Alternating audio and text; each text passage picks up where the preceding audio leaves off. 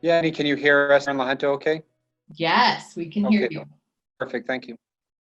And who was it that just spoke? Yeah, my name is Lou Ward. I'm a pastor here in Lahonta, Colorado. Ah, very good, thanks. Yes.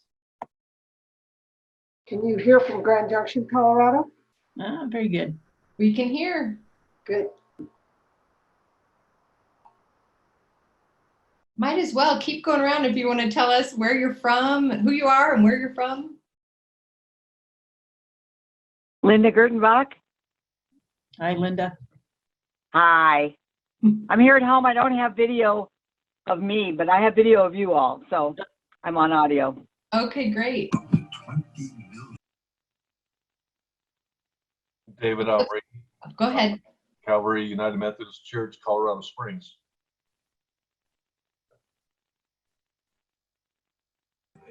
I'm Chelsea Lee, Riverton, Wyoming. Hi, Jesse. Karen. Hi. Karen. Bueno, Thornton, Colorado. Good Shepherd United Methodist. In Thornton, not Colorado Springs.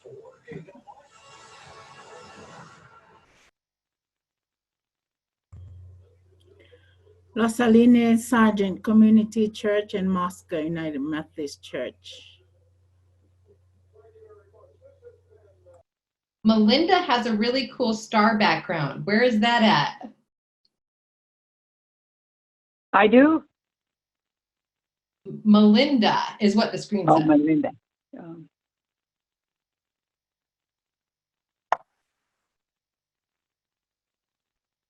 That would be the Milky Way galaxy, I'm assuming.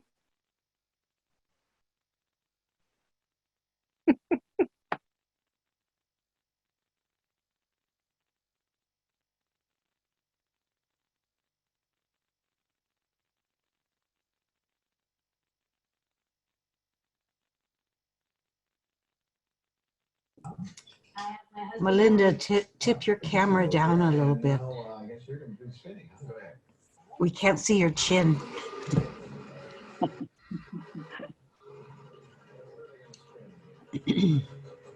Perhaps my chin does not need to be seen.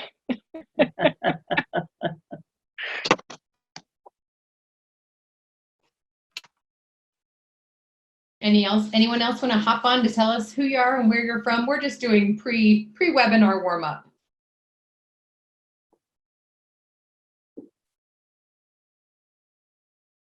Gail Brown from Ogden, Utah.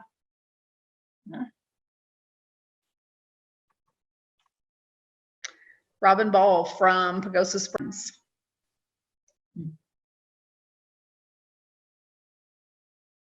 Debbie Upton from Center.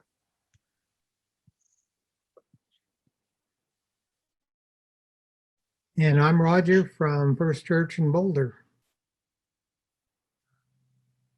Hi, Roger. It's Linda Gertenbach. Yes, I'll say hi to Nancy for you. Good. Do that. We just saw each other on Monday.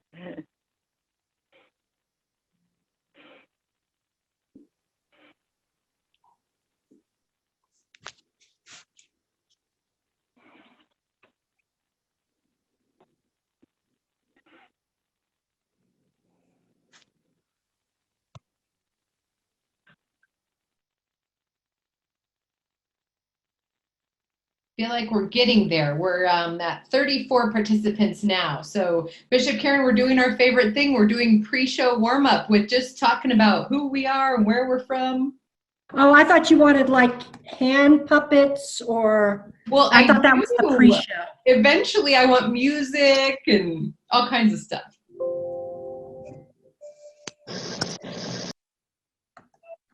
Here. Good to see you, Joretta. Thank you for doing this. Hey, thank you. It's good to see you too. Now, Joretta, is this your own personal library? I see lots of books behind you. You know, this is a problem with some of us. We have book addictions, right? So I'm in my office at Bright, and of course we're an hour ahead of Rocky Mountain and the Mountain Sky region. So it's 8 o'clock here. So, and we've had our Ministers Week, which is our big week of celebrations and lectures. And Gracie Matthew is here preaching this week. That is amazing. So you are like burning the midnight oil here. Hey, I'm having fun. Thanks so much. I love it. Yeah. We're going to give people one more minute to get on, and then we'll do an introduction and get going. Oh, to hear Grace. She is such an amazing preacher. Yep, she's very good.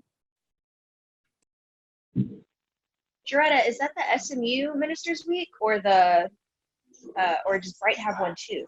It's Bright Divinity Schools, and we team up with Texas Christian University and University Christian Church, which is the Disciples Church across the street. So it's this morning we did a plenary on moral injury and had actually one of our graduates from Bright who's doing his PhD at Emory, who's also a veteran, talk about his experiences, and Nancy Ramsey, who directs our Soul Repair Center, talked. So it was a good morning.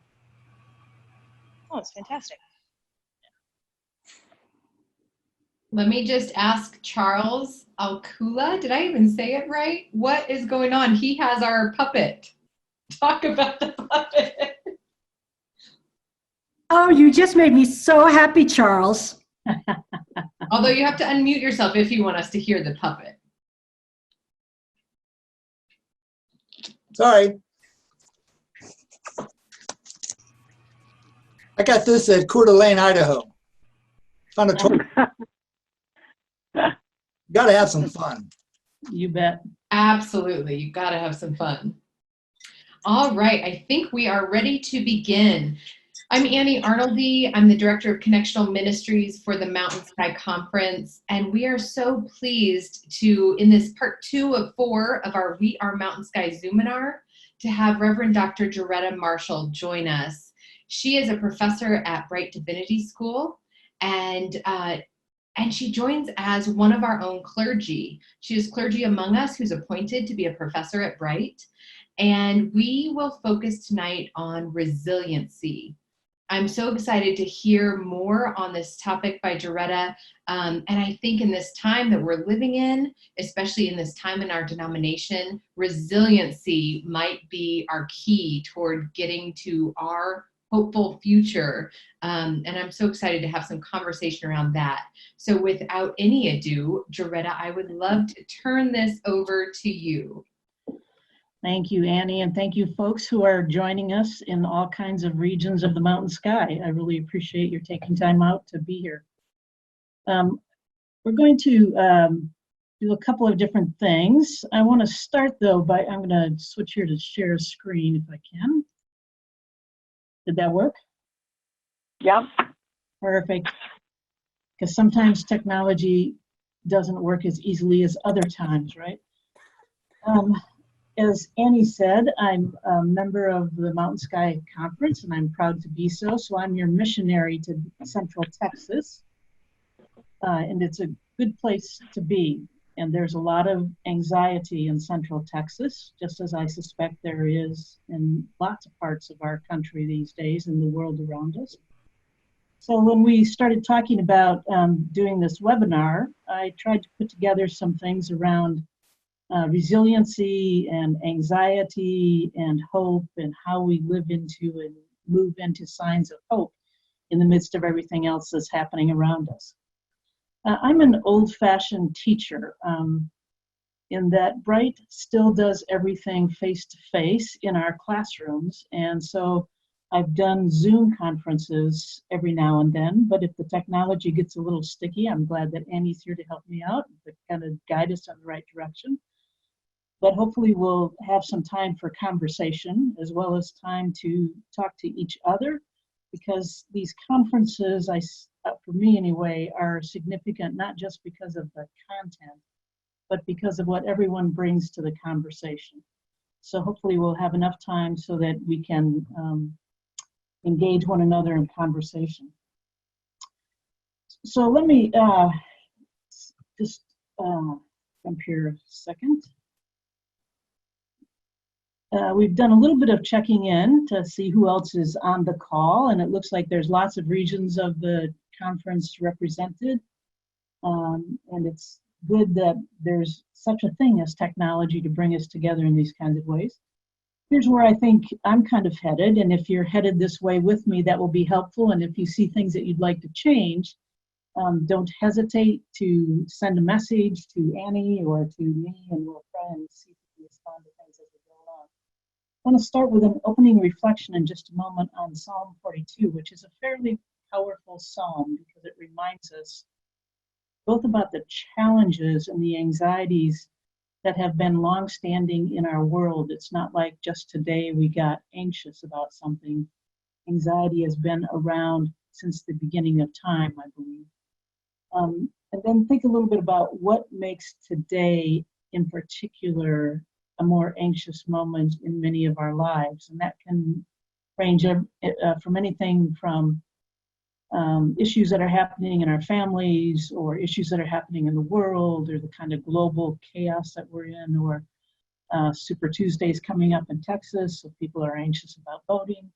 We'll talk a little bit about that.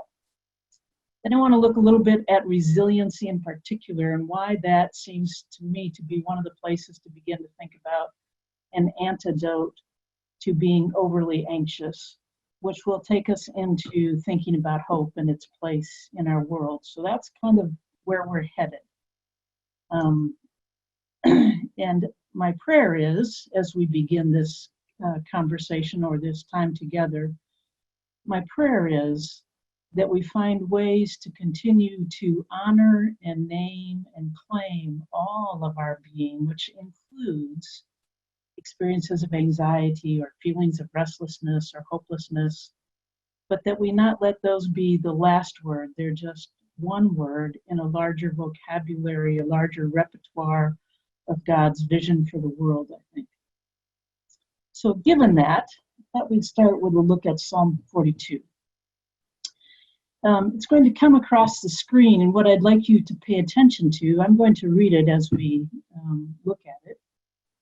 What I'd like to have you pay attention to are the words or the phrases or the things that seem to capture your imagination at the moment, or your spirit.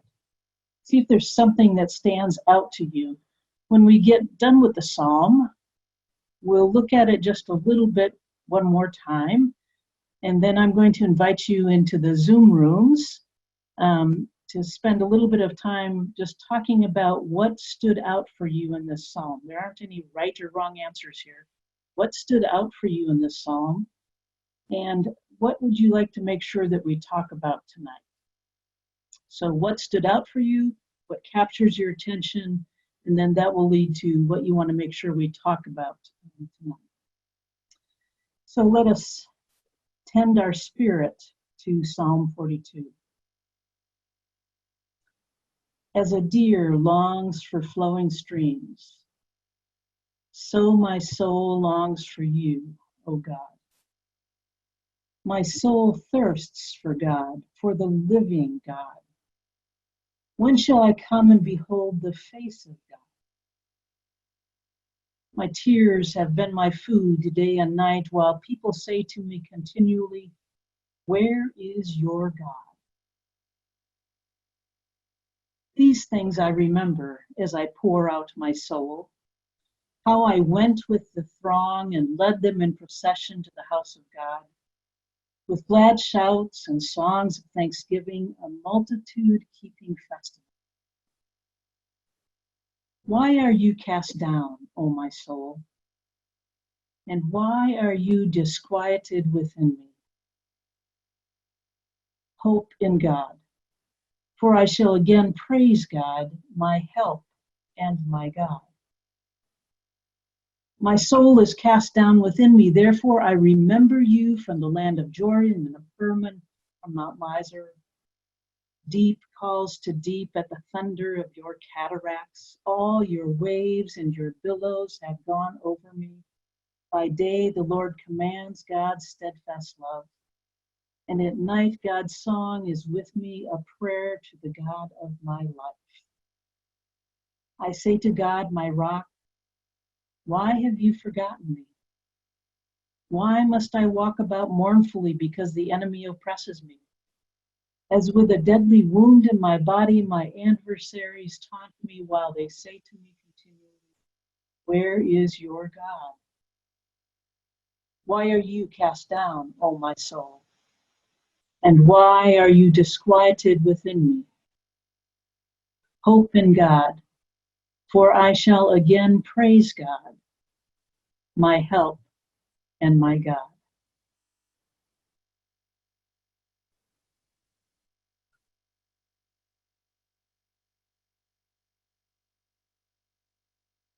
So I'm going to send you for a moment into your Zoom rooms that Annie is setting up for you or has set up. What did you hear in that psalm? What stood out for you, and what kind of words captured your attention, or what kind of feelings or thoughts captured your attention?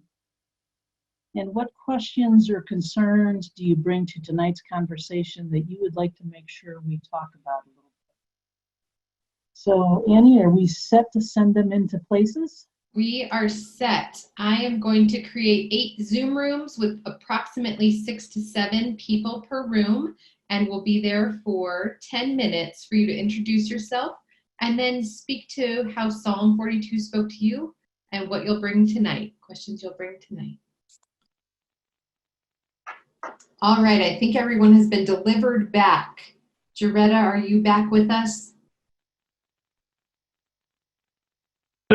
Thirsty for long time.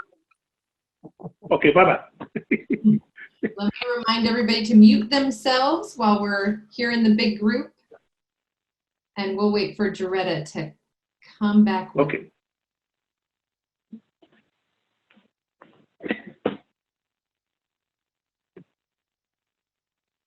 This is on. Anybody say something? We're back in the main group waiting for Joretta. I'm back. Oh, there she is. Can you hear me? Yes. Yes. All right. Here we go. I'm curious if folks, did everybody get back now? If folks would be willing to share a little bit about, first, what kind of captured you in the psalm? And I think I'll play it through, or read it through one more time when we, so that you can see it again, and then we'll see what kinds of responses you have, if I can get back to it. There it is. As a deer longs for flowing streams, so my soul longs for thee, O God. Thirst for God, for the living God. When shall I come and behold the face of God? My tears have been my food day and night, where people say to me continually, where is your God? These things I remember as I pour out my soul, how I went with the throng and led them to my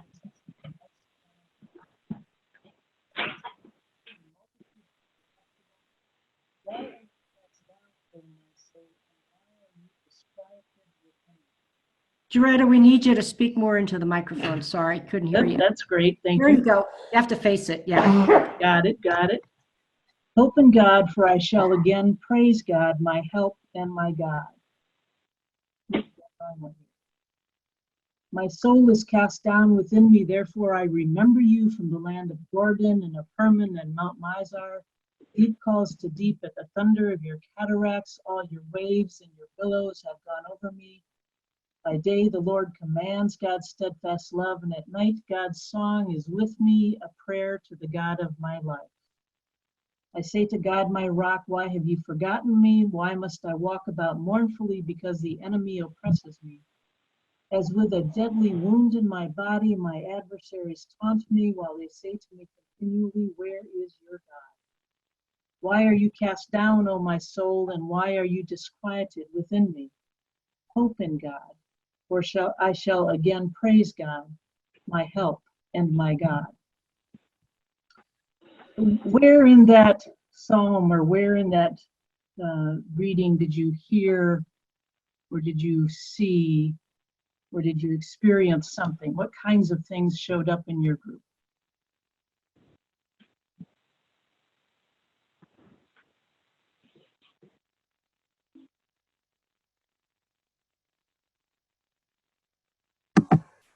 Group 6 went between disquieted and distress to deep calls to deep. I can't say that we jumped into hope, but there is that feeling as well.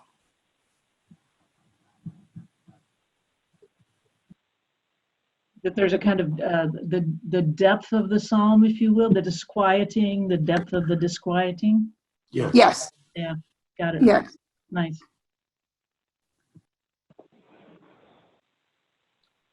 Others?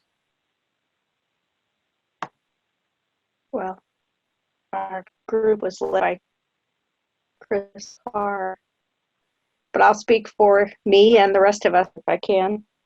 What struck us was the emotional authenticity of the song, the very real depth of suffering, the truth, the honesty of the pain, the anguish, the sense of woundedness and threat and loneliness and having been forgotten by God and knowing how to connect again. Where is God? And being taunted and being at the point of giving up. All of it. It was a very real place of lament and also the repetition of feeling or of recognizing the agency that the psalmist still has to choose hope, that God's not gonna, there's not a magic pill to swallow or wand to wave. It's an intention to choose hope and not just hope in some God out there, but my help and my God. It speaks to both deep grief and woundedness, and at the same time calls a path of recovery or resiliency. Nice. Thanks. You used the word agency. That's such a powerful word. That kind of sense of choosing, if you will, or taking initiative on one's behalf, on one's own behalf. It's nice. This is Others? Marie. Speaking for myself, I found it intriguing spiritually that the author appears to be speaking to the author's own soul, as if it were a child or something needing encouraging, and implying that there's some sense that we influence soul health and resilience. That it's almost like we choose it, perhaps. I was intrigued by that idea. Yeah, it's nicely said. I want to go back to the very first thing you said, because it was really a lovely way to say it. The person's talking to his or her own soul, in that sense of I'm connected to my own soul, and I'm having a conversation with myself.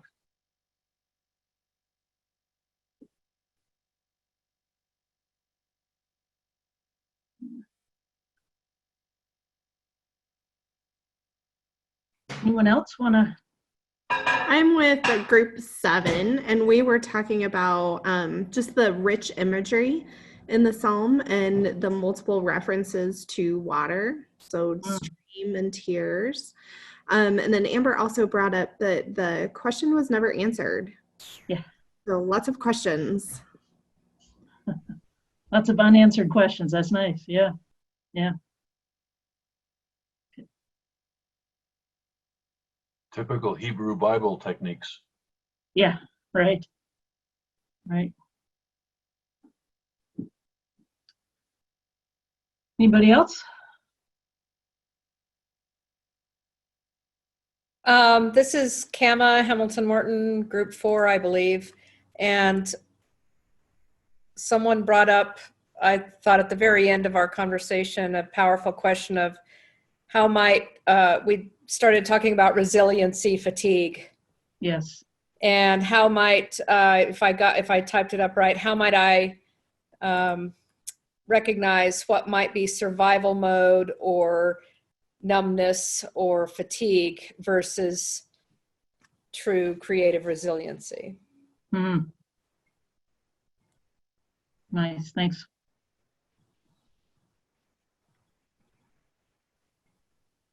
Anybody else? Or did it raise things that you want to make sure we talk about? So I hear a kind of question about what is resiliency? Is it, do you find it or does it find you? And how do you think about resiliency in the sense of how do you begin to capture a sense of resiliency or nurture it along? Other things that you want to make sure we talk about a little bit?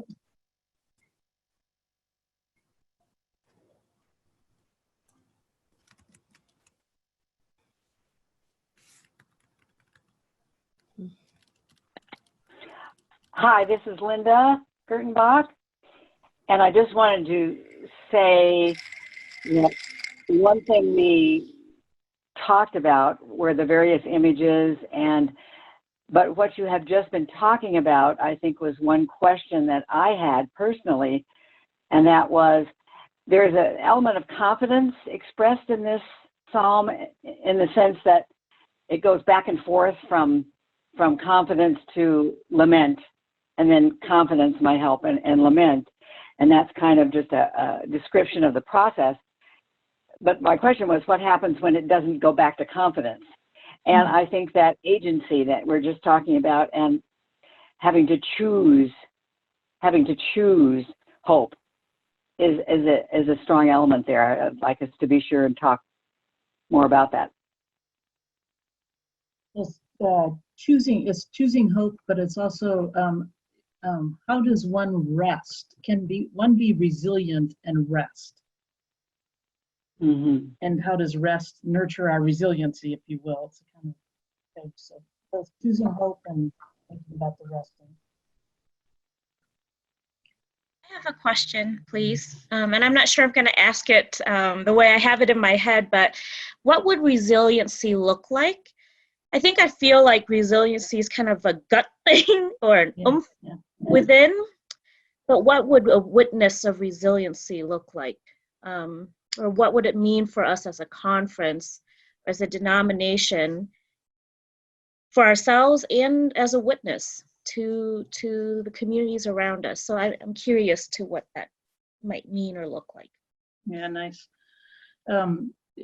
Is a piece of that also, how does resiliency feed into resistance itself, to resisting oppression or resisting evil or resisting the forces of negativity? And how does it I like your language there about witnessing. How does it become something that other people can draw from without having to pretend that everything's okay? Yeah, it's nice. Anything else?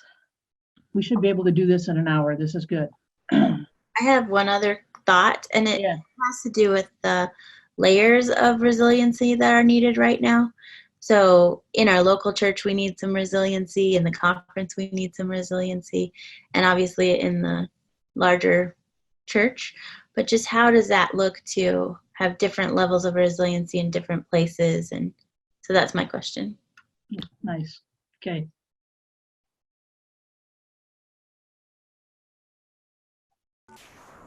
This is Dave and Jasper. I'd like to understand and working with people for close to 30 years now as a counselor. I'd like to see resiliency moving beyond the human condition of the moment and being steadfast in faith and love and walking Christ. And I think that moves beyond what is temporary moment.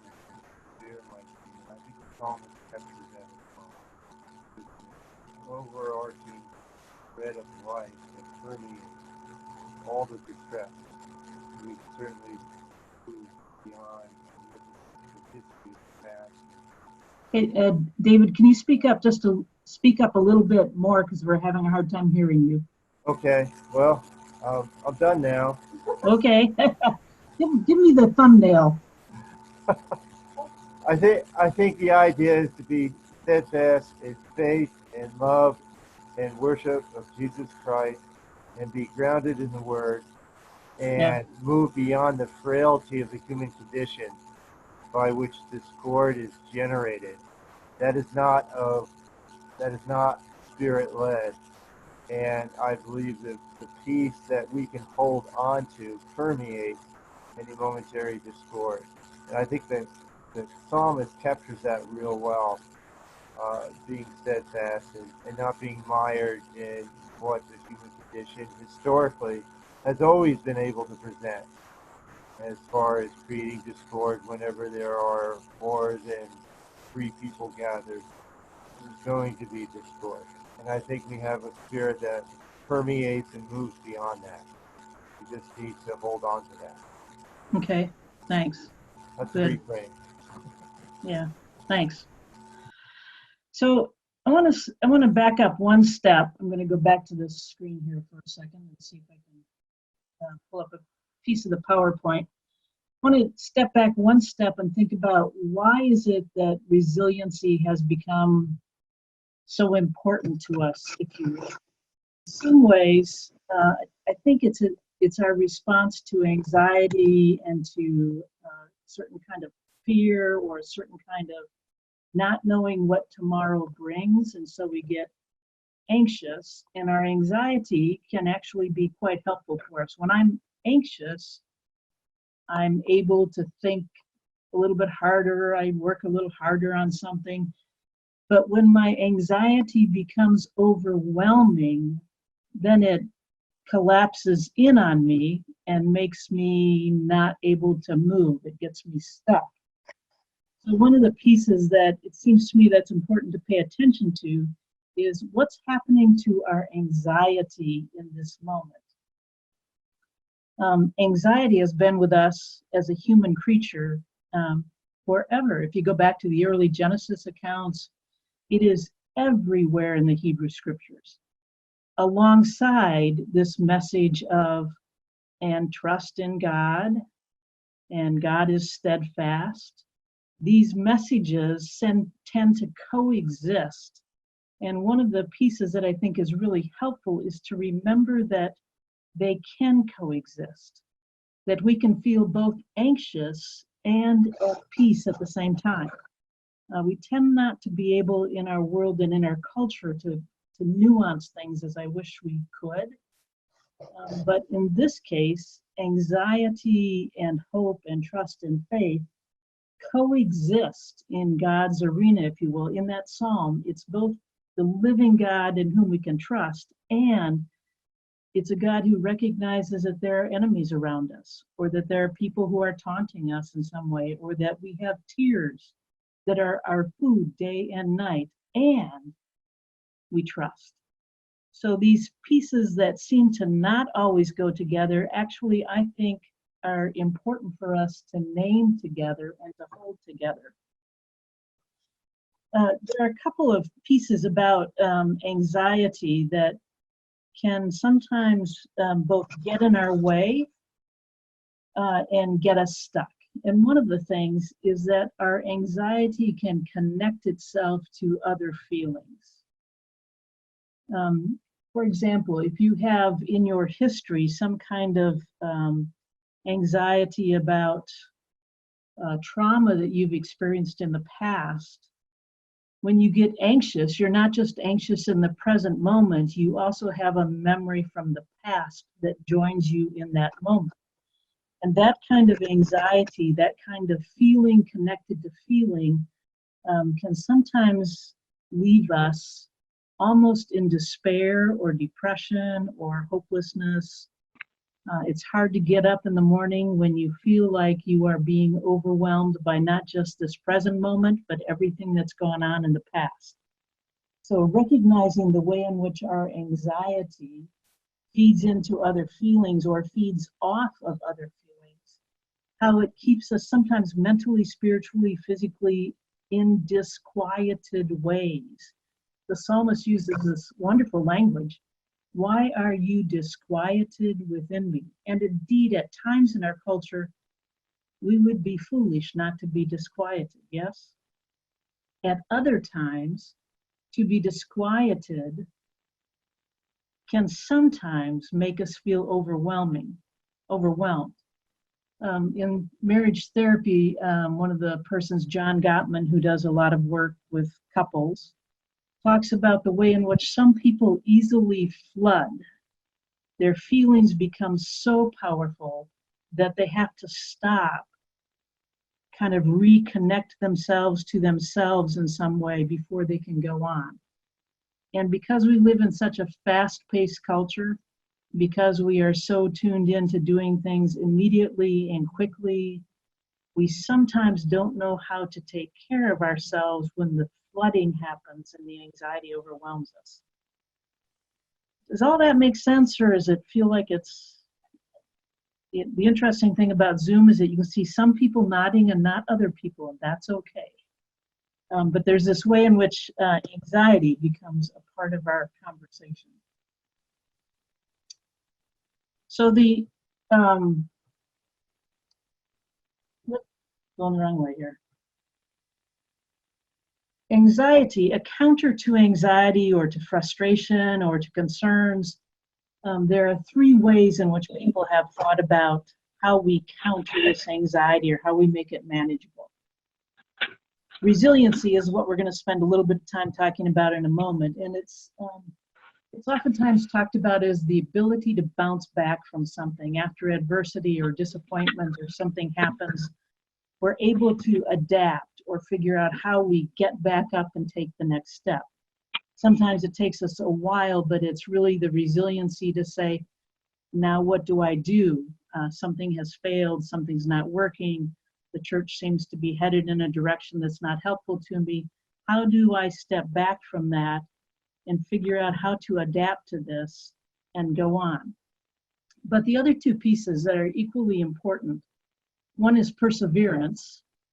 Perseverance is this kind of steadfastness, your ability to stay with a task, to stay with something, so that we think about the arc of history in the United Methodist Church. Several people have been pointing this out lately, that it's not like our history is without bumps in the road. People have persevered throughout time in the church, the larger, bigger, broader church. And there's something about that perseverance that we need to pay attention to. It's the way in which we think about how is it that we keep on keeping on, not just in this moment, not just around a particular thing, but over time. How do we keep our perseverance going over time? But the third piece that I think there's been more and more research done on, and there's some excellent resources on grit. If you go to YouTube or go to the internet and look up grit. A woman named Duckworth has done a lot of work on researching how children in particular emerge as individuals who have this grit, the ability not just to bounce back from something, not just to persevere, but to actually sustain and to kind of work in ways that go beyond the present moment. Here's a quote from Duckworth. Grit is perseverance and passion for long-term goals. It entails working strenuously toward challenges, maintaining effort and interest over years, despite failure, adversity, and plateaus in progress. The gritty individual approaches achievement as a marathon. His or her advantage is stamina. The gritty individual stays the course. I think that last piece is really interesting. The gritty individual stays the course. It doesn't mean that they don't get perhaps slowed down at times, but there's a kind of way in which grit helps us not just live into the present, but reimagine the future. It helps us give a long-term, sustainable future that we might want to think about.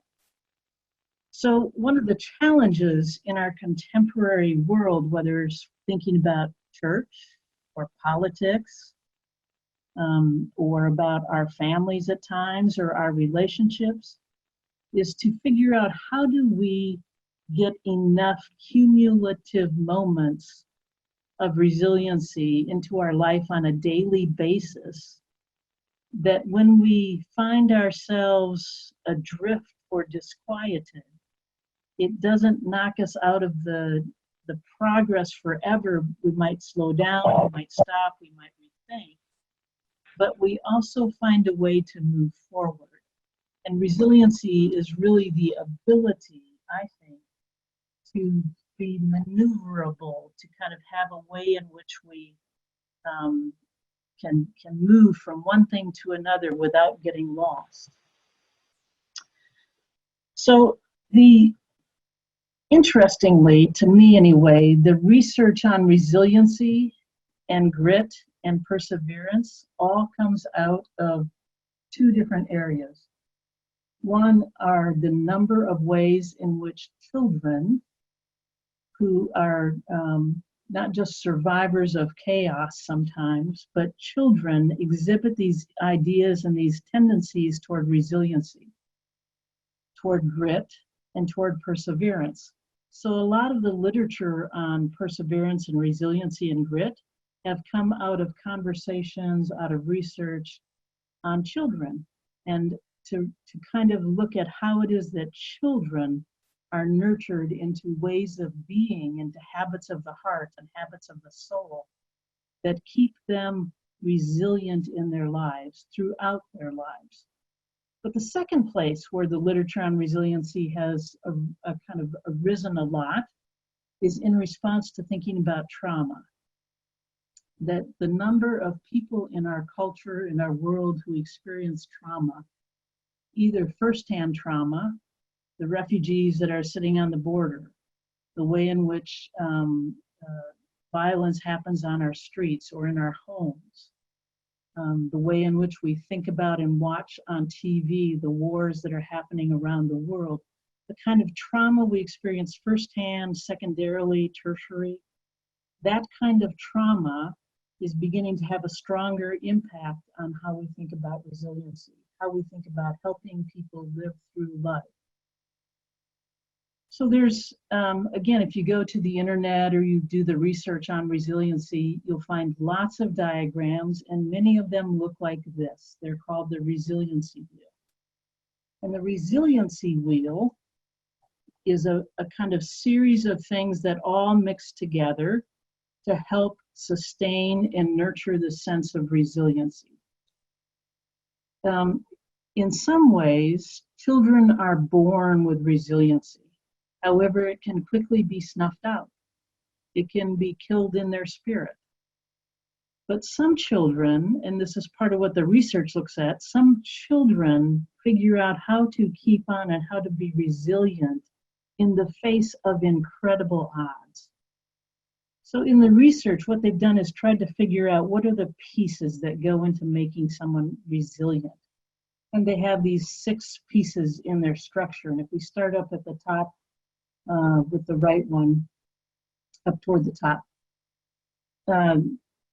Increased pro-social bonding, which is a technical way of saying not just having relationships, but having connections that are positive and healthy, having aunts and grandparents, having elders in church, having people in the community who care about them, having people who are aware and around them who bring to them positive things, helps children be resilient. And if we think about this in the church, I feel more resilient when I'm standing next to someone who is able to send to me a positive sense of my connection to them and to the world around me. So when I go to church and I feel isolated, or I feel like I'm in my pew and nobody says hi to me, I'm less likely to feel connected. So simple things in church, the way in which we reach out to people that we don't know, the way in which we greet people, the way in which we signal to people that this is a place where you can be who you are, or the way we don't signal to people become everyday ways in which people either experience these positive feelings or they don't.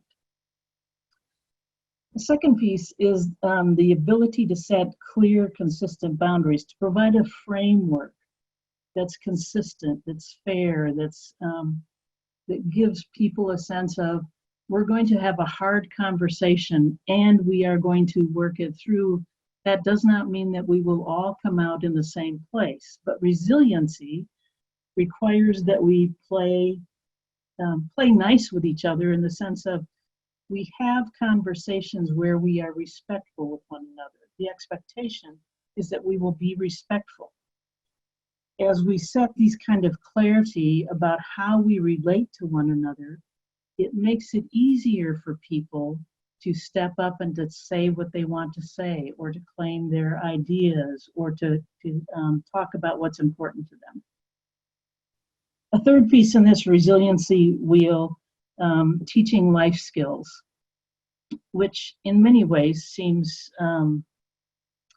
perhaps simple, but if you think about the role of people who teach us how to have conflict in a healthy way, not negative conflict, not violent conflict, but people who teach us how to disagree with each other, or people who teach us how to work through a forgiveness process that's not simple, that's not easy, how to work through an apology that's genuine and sincere.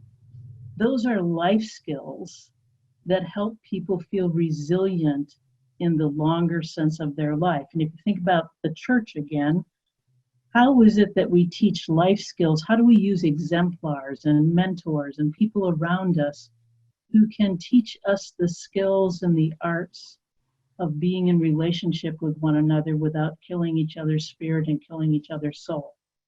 Not a small thing in our world, a very important thing. And it's one of the things that the church could do better. And yet the church becomes a place oftentimes where conflicts are not resolved in ways that are meaningful or helpful. So teaching life skills. Fourth is providing care and support. Again, it's a little bit like the social bonding, but it's more important it's more centered around, how do you provide the kind of care and support that sustains and nurtures people? I've always said that I thought the church did its best pastoral care in the midst of loss and grief, that they recognize and they know. So when someone dies, people are genuinely responsive, and the church does a great job at providing casseroles and showing up and being present to people. But in our everyday life, how do we also get experiences of people who care about us and who support us in those everyday moments that seem to come one on top of another sometimes? How do we signal to people that we need support? And how do we invite them into our spaces so that they can support us? The next one is setting high expectations and communicating about those. High expectations, not as in unrealistic ways of being, but more, how do we say to people, this is a place where we are not going to kill one another's spirit, and then hold people accountable. We are not very good at that, I think. We are not good at saying we are going to find ways to disagree and to work things through, and maybe not even agree in the end. And we will still respect each other. We will still care about each other. Setting those that's a pretty high expectation in our culture. It's not something our culture does easily. The last one is to provide opportunities for meaningful participation. How do we help people get meaningfully engaged, not just participate, but really meaningfully participate? How do we find out what they're really passionate about, what they're really interested in? Resiliency is cultivated when we really touch into people's passions and their interests, and then help them find ways to meaningfully engage in communities that surround them. So when you think about the resiliency wheel or the resiliency aspects, these aspects of creating and nurturing resiliency, it seems like there are some ways in which the church can become significant partner as people live and grow and kind of have a sense of greater resiliency. Let me stop there and see if that makes sense, see if you have some questions about that. What are you hearing? What doesn't make sense to you? Joretta, let me bring a couple things from the chat because I told you I'd be up to date with what's going on. Really insightful posts being made in the chat box. And I'll just say a couple of them. Everything from saying that this feels reminiscent of other cultures, of other times in our lives. Charles Alcula says the Finns have a word, sisu, which is sometimes translated as tenacity with purpose. Nice. And then we have from David Hodson, I think I just said his last name wrong. I'm sorry, David. He talks about a quote from Bishop Stephen Charleston, a Native American elder, Episcopal bishop, retired, about the Greek myth of rolling the stone back down the hill and the person pushing the stone up the hill only to have it roll back down again. And he says, as a survivor of the turbulent 60s, I can verify that. We thought we were close then, but the stone has rolled a long way back since. So in a way, it is true. We are always reinventing the justice movement. Seen in the light of the myth, that makes our efforts seem futile. Seen in a sacred light, however, it means we will walk back down the hill to start over, but we will walk down singing. Nice. And then I have one more practical example that came from our chat box, and it's Belinda Alcula. She said, we place a comfort blanket draped over the back pew. A notice in the church bulletin explains that they are there for anyone's use during worship. We have received so many comments about them, saying they are visible signs that we are a loving, supportive, caring church family. Comfort blankets. Nice.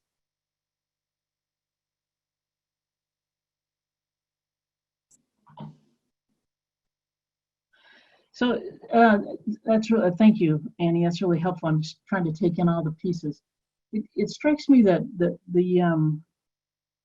to even take this resiliency wheel to a group of folks in church and say, where are we doing well in these kinds of things? Because oftentimes, again, in church, I think we sometimes focus on what do we need to do differently, which there are many things we need to do differently.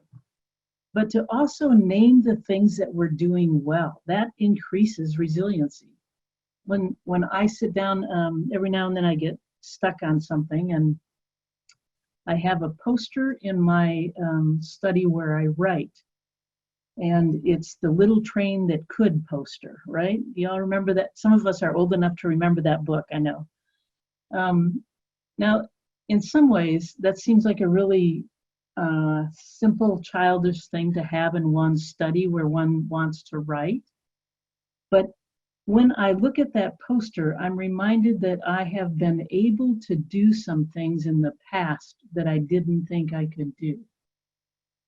So naming what we've been able to do, naming the ways in which resiliency has worked, and then begin to say, well, what's the one thing we would like our church to do better?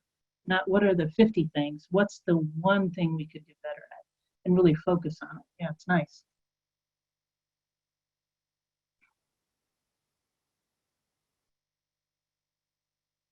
I'm curious if others have some ideas. If you want to chime in, feel free to do that or put something up on the chat. What do you see in your local church or in your life every day that helps you feel resilient?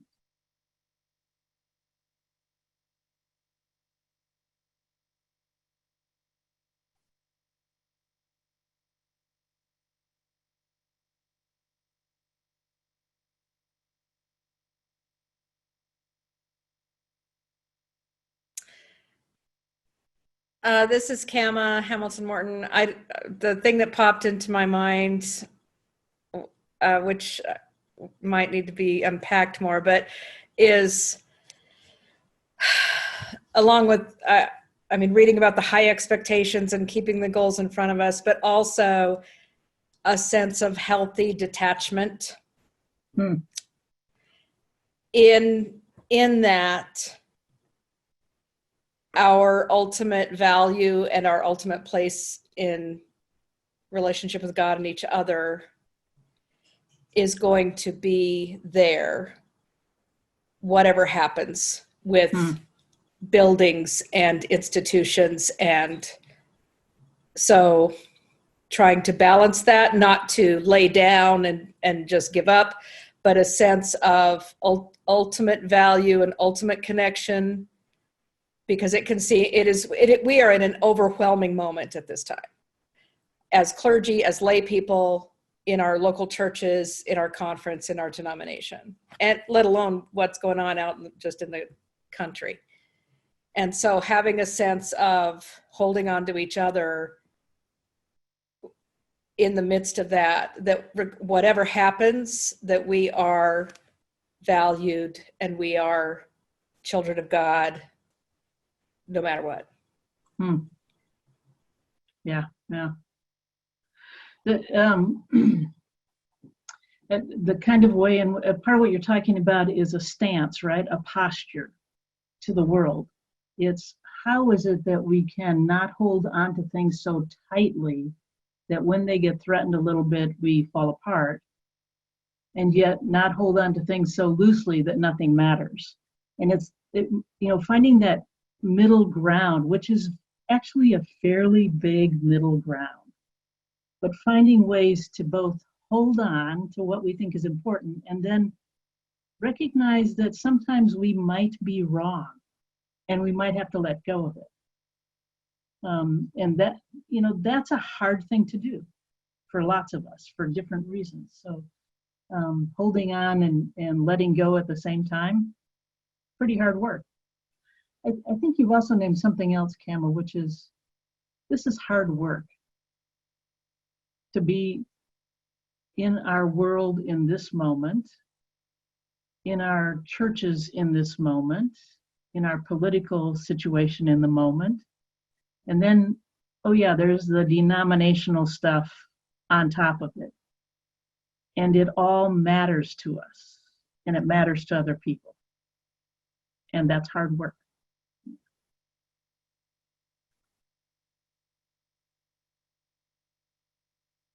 Other things? This is David Omri. Perhaps a variation on what was just said, but it seems to me that part of the resilience is found in knowing where you're going, sort of having a focus on the destination, as it were. So when things get tough, or when things get broken, or when we wake up and we feel afraid, we perhaps can remember why we jumped into the pool in the first place, and where we are going, and are we still on track?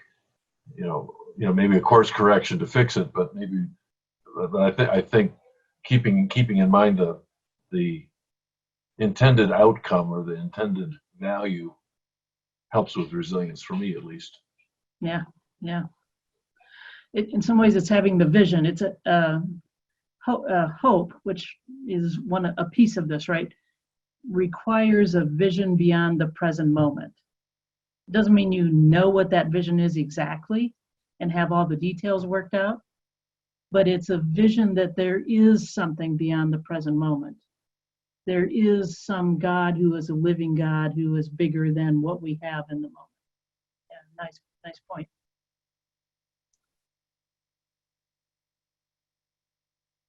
Joretta, people are wondering on the chat where they can find the resiliency wheel. It's real simple. Google.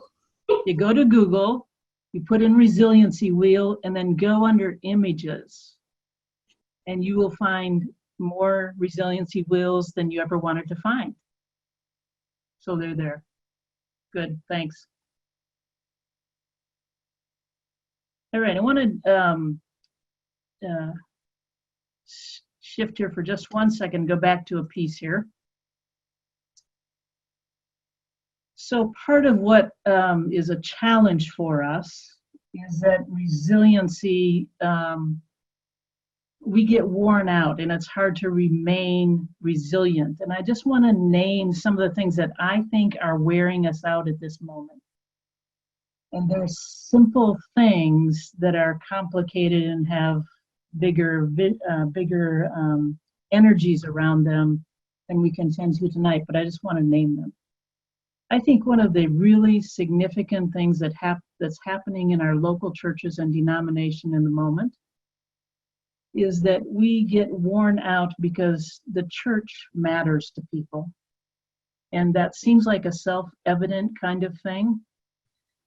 And yet, I'm often surprised when I recognize that people don't realize that there are great things at stake for people when we start talking about the church.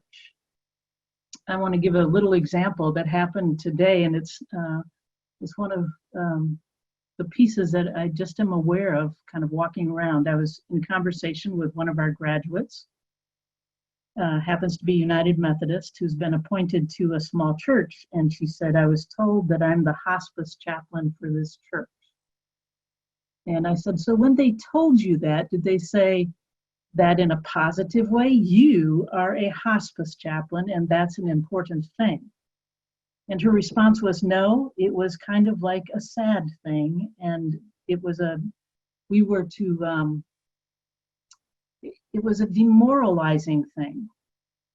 Well, you know, the thing is that church matters to families and people in that church. And even though they're all over 80, it still matters to them.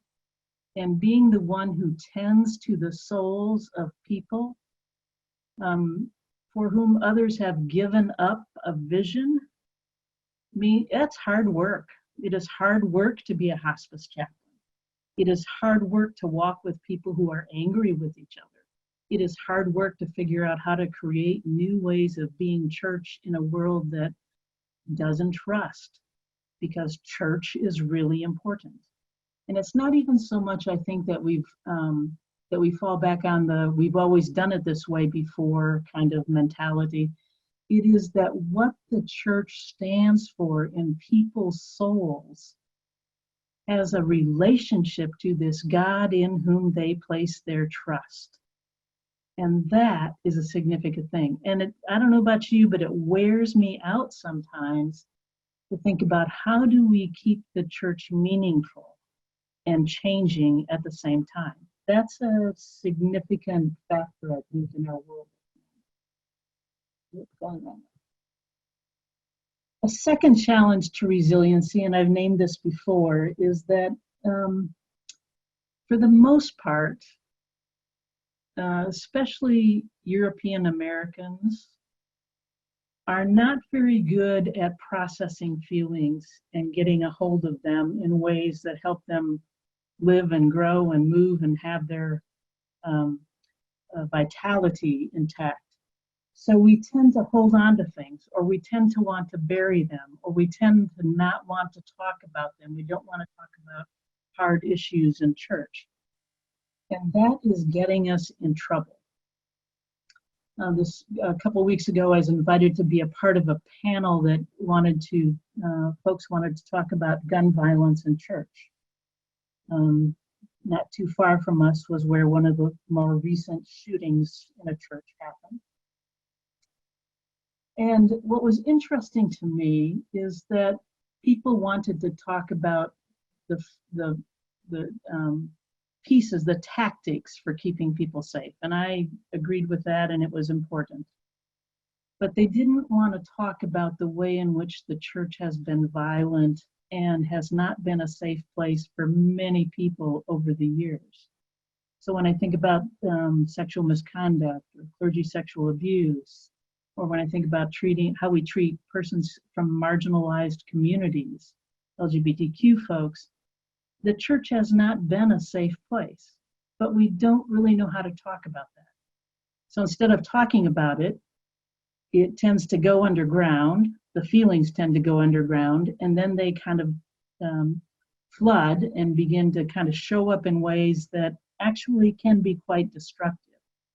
So it's important, I think, for us to continue to model for people how we talk about things that are really hard and really difficult. Here's another thing you can find on Google. It's the trauma response chart. If you look at trauma responses on Google and go to the images, you'll see lots of these.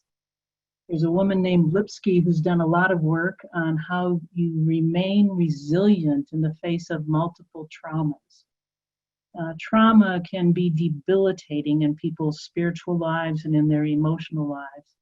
So finding ways to help people process that trauma can also help them be resilient in the chaos of a changing world or a changing church. So just being aware of that and working on it. We also live in a culture that likes to judge one another. We like to, it's hard for our culture, especially in the United States in this moment in time, to figure out how to disagree with each other without judging each other.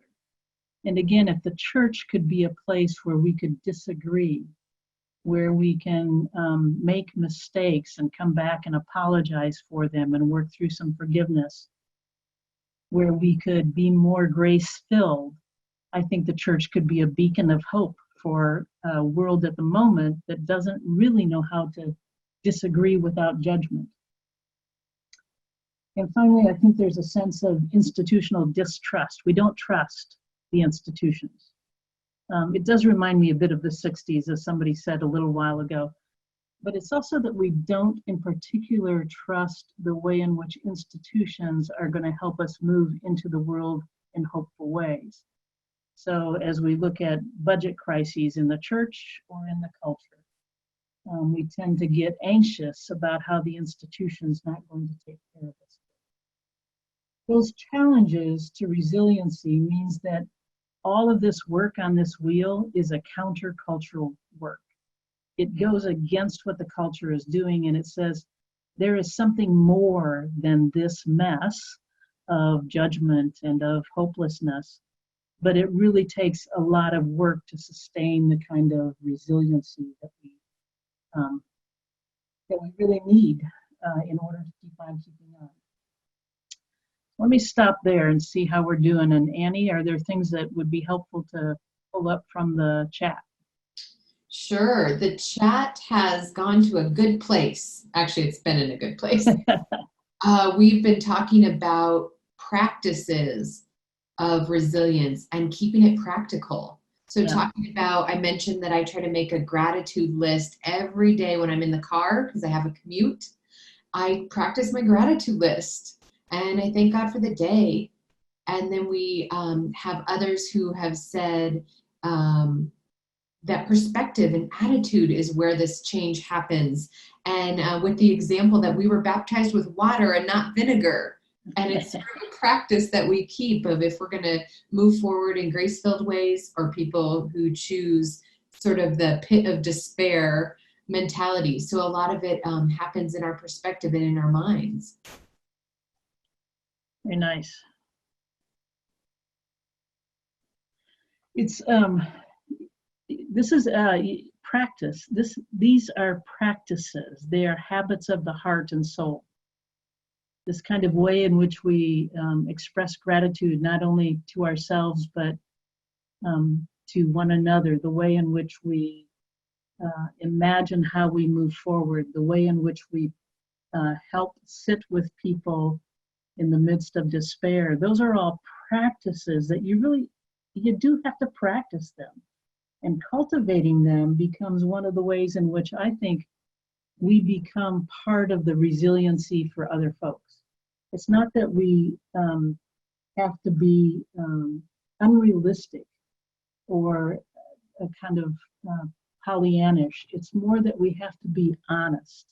The psalmist is incredibly honest. This is really hard, and I trust. Those two things always held together, but that's a practice. Nice. Other things that people want to chime in and say?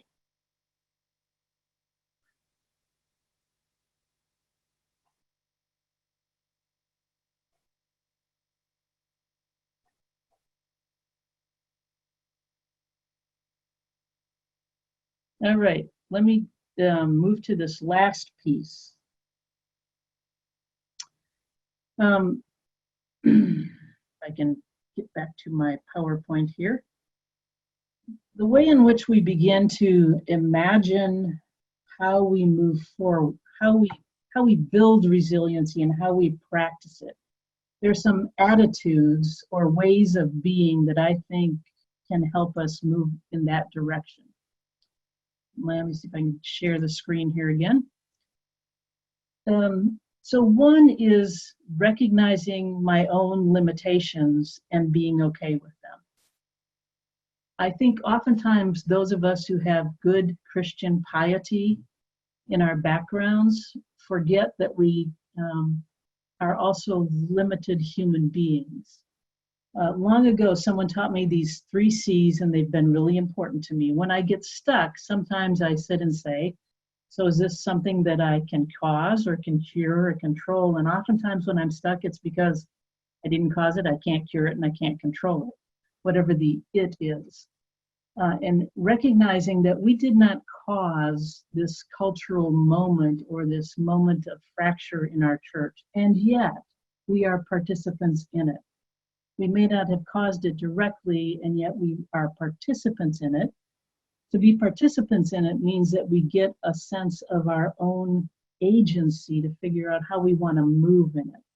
But we didn't cause it, can't cure it, can't control it. Not a bad thing to remember in our world, in a world that's kind of crazy. But I also like these 4 C's because they help me get an attitude and a way of being that I think makes the world more graceful around me and makes me more graceful with the world. The first one is to recognize that that curiosity is a better thing than judgment. When people want to judge or be critical without really engaging, they oftentimes are not curious. And curiosity can actually help us imagine new ways of thinking about things. To be curious about why someone stands in a place that's very different than you, or to be curious about how it is that people have gotten to where they are, that kind of curiosity can actually enlarge our sense of hope.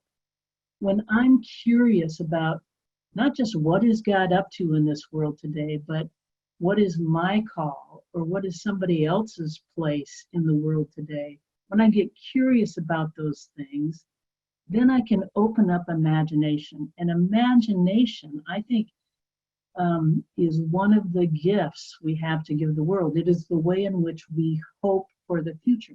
We don't know what the future will look like. We don't know what the church will look like in May of 2020 or May of 2050. But we can have an imagination for how some of the ways that we want to see the church move might actually bring vitality to the world, or might bring a new mission to the world, or might bring a renewed vision to the world. And it's that curiosity that actually helps us move into that. But then there's this little thing called courage, which the courage to show up should not be underestimated, right? It's a pretty powerful courage. I once had someone say to me that just getting out of bed in the morning was the most courageous act they ever did. This was a person who happened to live with a pretty significant sense of despair and depression. And getting up in the morning took a great deal of courage to meet the day that they didn't know what they would find. It's a courage to kind of identify feelings and to process things. It's a courage to face things, to name things, to put yourself out there. And in this moment in our church's life and in our culture's life, having courage to reflect on new questions and new theologies can be a significant way of building resiliency because it helps people imagine again. Then there's this little thing about compassion for self and others. Compassion fatigue is a real thing. We get compassion, we feel compassion and empathy for lots of other people. We oftentimes have a harder time being compassionate toward ourselves, recognizing that when we miss a mark, when we fail, when we misinterpret, when we make a mistake, we oftentimes are harder on ourselves, and it does not allow us and give us the ability to experience the grace that I think God actually offers and that's been a part of our heritage for a very long time. So thinking about how to practice compassion for self and others, I think helps us build resiliency.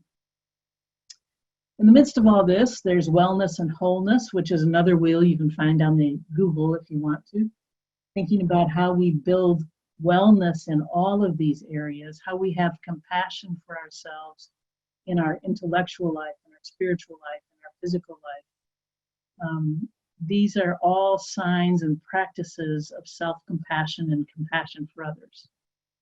And the last thing is community, that we can find community in strange places. And oftentimes communities gather on margins.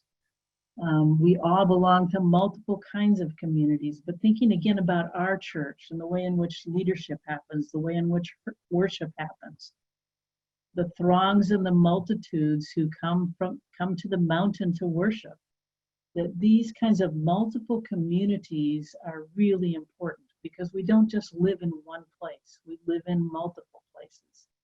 So nurturing resiliency through community and through courage and compassion, these all are ways in which the church and people in the church can become witnesses to the grace-filled Spirit of God. So this leads to these larger questions to kind of keep track of as you move through life, like how do you take care of your whole life? What's life-giving and soul-feeding? And how do you sustain and nurture not just your own soul, but the soul of your community and the communities that surround you? And hopefully resiliency becomes a piece of that whole. So the psalmist started us with a kind of reality check. It's also the psalmist who reminds us about hope. Andy Lester, who taught at Bright for many years and a good Southern Baptist of the old kind and the good kind, used to talk about hope as the reminder that God keeps promises that are future-based and not just past and present. That the promises of God offer us a blessing into the future. Leaning into hope and thinking about hope takes us back to the psalmist who hopes in God. Because in the way in which the psalmist reminds us, when we are disquieted, it's that hope and that trust that continues to build our strength and our resilience.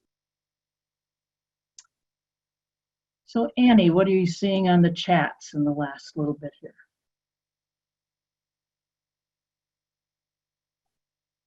Sorry, I had to unmute. We have a post about with a link to emotional flooding. That might very good. be a new topic for some of us. So there's a post there, but maybe you could say a word more about emotional flooding. And then we just talked a little bit more about practices, self-care, like eating right and exercise. And then somebody who has the same name as somebody else I knew, I had to privately chat and say, are you this person? It's actually a doppelganger. Great. Yeah, so the flooding, when we feel overwhelmed or when our emotions are more than we can handle, we have different ways of coping with them. Some of us eat, some of us sleep, some of us flood, as in all of our emotions tend to get a hold of us, and usually the flooding happens inside before it happens outside. So we feel flooded inside, and then we have to stop and sort out all the feelings so we can talk about them. Others of us just get all the feelings out, flooded outside, so that everybody else feels flooded. And the challenge is, how do we take a step at a time with one another, recognizing that we all do it differently? This is one of the pieces of grace, right? We are human creatures who do all of our things like resiliency in unique ways, even though there are predictable pieces, right? So how do we be graceful with ourselves and with others as we try to, the best we can, we make the best decisions we know how to make in a moment. And it's a way that we be kind to ourselves, I guess, in letting ourselves be there, be who we are.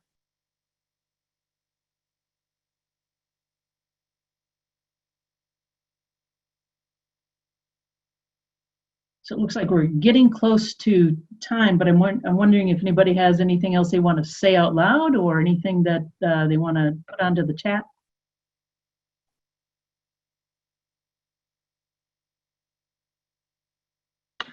Joretta, this is Emily Hagan. I was just wondering if you could put up the slide with the larger questions again. Yep, I can do that.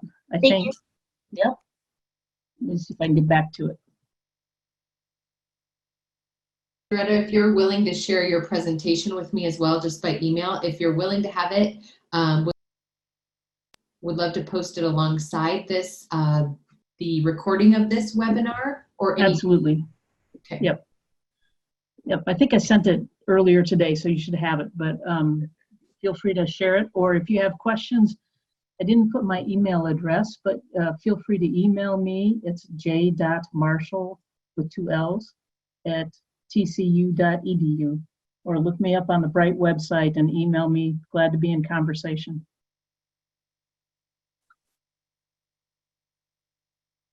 Let me end then with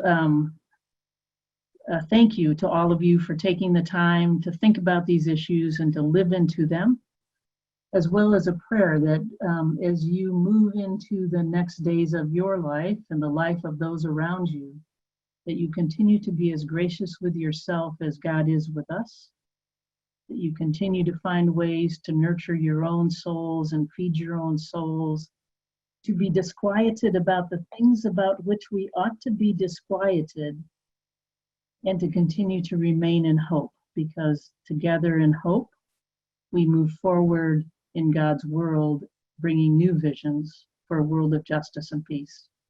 Thanks be to God, and thank you all very much for being a part of this.